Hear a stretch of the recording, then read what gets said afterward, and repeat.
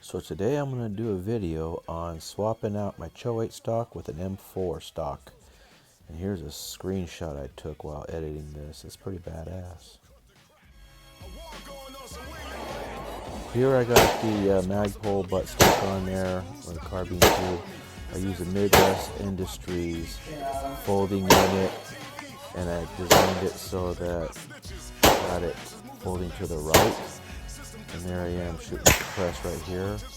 It's really comfortable. I mean, roller delayed blowback system with that kind of a stock. It's really smooth shooting.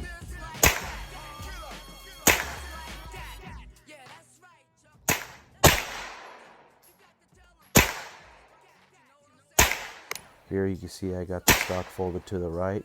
I set up the Midwest Industries folding unit to fold to the right. So technically you can say it's upside down.